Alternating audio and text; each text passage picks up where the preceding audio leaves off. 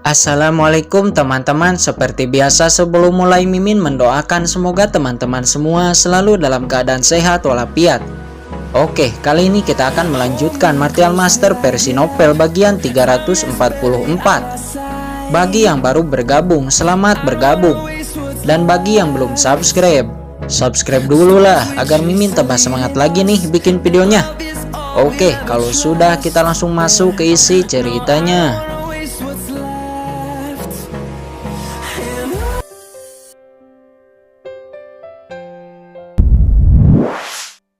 Kemudian mata Komandan Gong melihat dingin ke arah Gang Peng dari sekte penjelajah angin. Tolong maafkan saya hanya korban.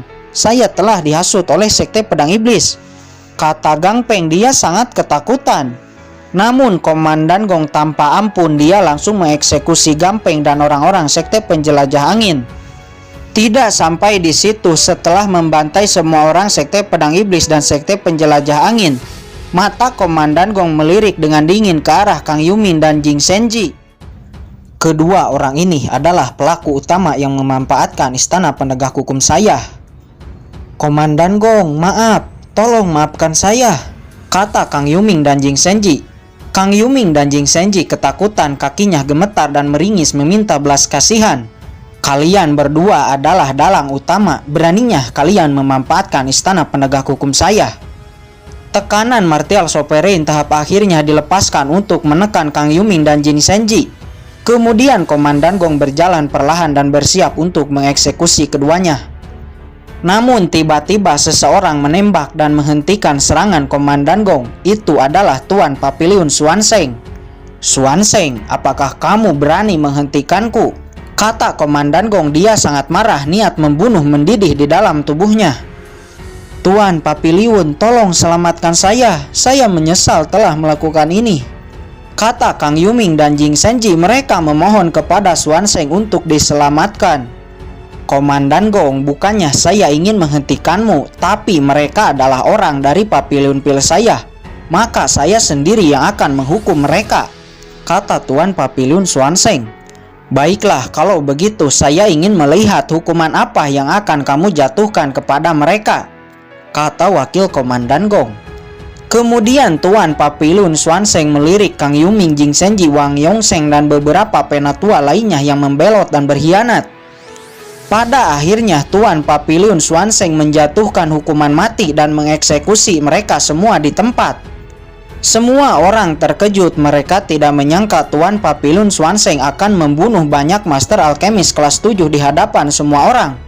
Wakil Komandan Gong juga terkejut melihat Tuan Papiliun yang mengeksekusi langsung mereka semua tanpa ampun. Tuan Papiliun sangat adil, kata wakil Komandan Gong. Kemudian dia melirik Suegu dan berkata, Suegu, kamu bertindak tanpa perintah, kamu harus dihukum. Duar! Telapak tangan Komandan Gong langsung menghantam kepala Suegu, membuat Suegu terhempas dan berlumuran darah. Wakil Komandan Gong, maafkan saya, tolong beri saya kesempatan, kata Suegu. Dia berlutut meminta belas kasihan. Baiklah, saya memberimu kesempatan. Sekarang kamu dan bawahanmu pergi dan musnahkan sekte pedang iblis dan sekte penjelajah angin, lalu umumkan ke seluruh langit utara. Biarkan ini menjadi pelajaran agar di masa depan tidak ada lagi kekuatan yang berani memanfaatkan istana penegak hukum saya, kata Komandan Gong. Bagaimanapun Suegu adalah ahli Martial Sovereign tahap akhir. Dia masih berguna, tidak mungkin bagi Komandan Gong untuk membunuhnya. Apa istana penegak hukum akan memusnahkan dua sekte besar? Bukankah itu terlalu kejam, kata kerumunan. Baik, bawahan menerima perintah. Semuanya, ayo, kata Suegu. Dia dan para bawahannya langsung menaiki kapal perang dan pergi menuju markas sekte pedang iblis dan sekte penjelajah angin. Semuanya, tolong maafkan atas kejadian sebelumnya. Itu semua karena konspirasi Kang Yumin dan Jing Senji. Tapi sekarang mereka berdua telah dijatuhi hukuman mati. Mulai saat ini saya dengan resmi mengangkat Qin Chen sebagai putra suci. Apakah ada yang tidak setuju? Kata Tuan Papiliun Xuanzeng. Selamat kepada Qin Chen karena telah menjadi putra suci kota Pildaw City. Beberapa master alkemis di Papillon Field mengatakan selamat kepada Qin Chen. Hanya Wei Jinsu, Yu Huaqing, dan Xiaoling yang memiliki wajah sangat jelek. Jelas setelah kejadian ini, walaupun mereka adalah putra suci, tapi reputasi mereka jauh lebih rendah dan tidak bisa dibandingkan dengan Qin Chen. Tuan Papillon, saya datang ke Papillon Field adalah untuk meminta pil pemurnian tubuh. Saya dengar Tuan Papillon pernah menyempurnakannya. Apakah masih ada yang tersisa? Kata Wakil Komandan Gong. Kemudian Tuan Papillon Xuanzeng memberikan botol giok yang berisi pil pemurnian tubuh kepada Wakil Komandan Gong. Lalu Wakil Komandan Gong menyimpan botol giok itu ke dalam cincin penyimpanannya. Terima kasih Tuan Papillon. Ada satu lagi, saya ingin meminjam Qin Chen sebentar, ada yang ingin saya bicarakan dengannya, kata Wakil Komandan Gong. Pada akhirnya Qin Chen ikut naik bersama orang-orang Istana Penegak Hukum ke dalam kapal perang mereka. Di dalam kapal perang, Qin Chen berdiri bersama Yu Qiansu. Di sisi Yu Qiansu berdiri Jiruyu. Qin Chen, kita bertemu lagi. Tidak menyangka hanya dalam waktu yang singkat kamu sudah menjadi putra suci kota Piltdown, kata Jiruyu. Dia telah melihat bakat-bakat Qin Chen dalam ilmu pedang, formasi, dan lainnya. Tapi Jiruyu tidak menyangka Qin Chen juga ahli dalam pemurnian dan merupakan seorang master alkemis. Itu hanya pencapaian kecil jika dibandingkan denganmu yang didukung dengan sumber daya yang melimpah, itu kalah jauh. Apalah, saya hanya anak kampung yang berkembang dengan menggunakan kemampuan sendiri, kata Qin Chen. Aku juga berkembang dengan kemampuanku sendiri. Apakah kamu sedang menyindirku? Mendengar kata-kata Qin Chen, Jiruyu menjadi sangat tidak senang dan mengejar Qin Chen. Terjadilah kejar-kejaran. Qin Chen terus dikejar-kejar oleh Jiruyu. Di saat itu Suyan datang dan membawa Qin Chen untuk bertemu dengan Wakil Komandan Gong.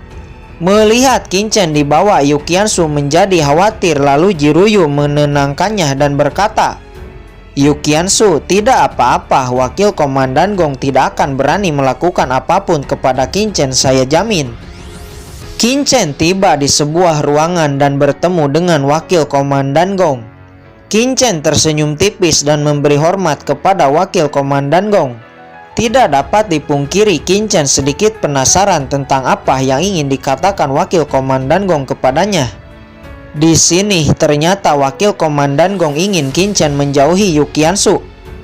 Dia meminta Qin Chen agar tidak berhubungan lagi dengan Yu Qiansu, karena Yu Qiansu sudah menjadi murid langsung dari Komandan Ji Hongcheng dan kemungkinan besar akan menjadi murid dalam Istana Berkabut. Dan dia menganggap Qin Chen tidak pantas untuk Yu Qiansu. Jika kamu benar-benar menyayanginya, jangan menghambat masa depannya, lebih baik tinggalkan Yu Qiansu, kata Komandan Gong. Mendengar ini, jelas wajah Qin Chen yang awalnya tersenyum menjadi sangat dingin.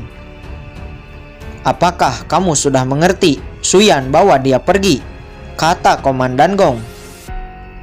Tidak perlu, aku bisa pergi sendiri, kata Qin Chen dan keluar dari ruangan Komandan Gong. Qin Chen, apa yang Wakil Komandan katakan? Kata Yu Qiansu di saat Qin Chen sudah keluar.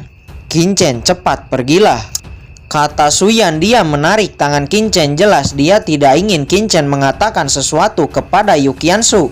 Lepaskan, kata Qin Chen dengan dingin di saat tangannya ditarik oleh Suyan. Tuan Suyan, apa yang terjadi? Kata Yu Qiansu, dia merasa ada yang aneh.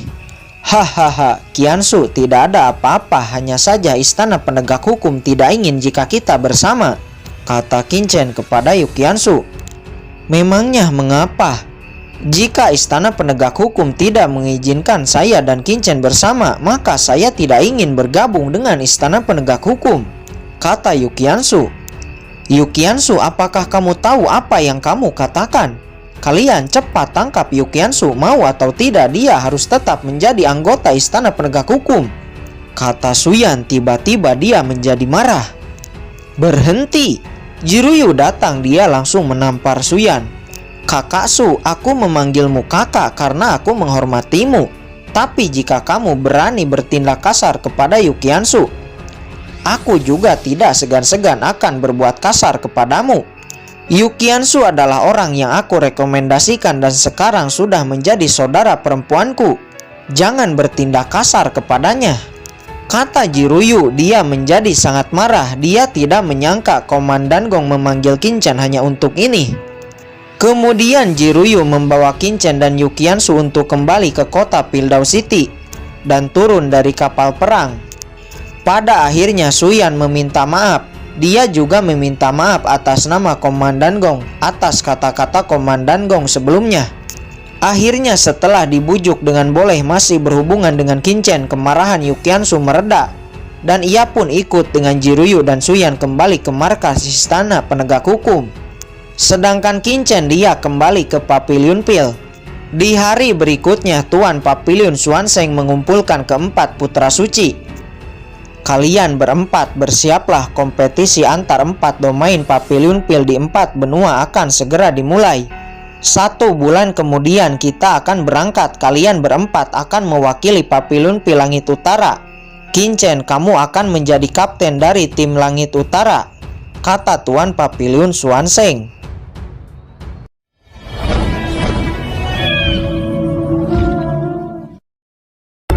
Oke guys, sudah dulu ya. Jangan lupa subrek biar lanjut terus ceritanya.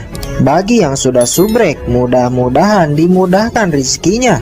Mimin undur diri. See you next and goodbye.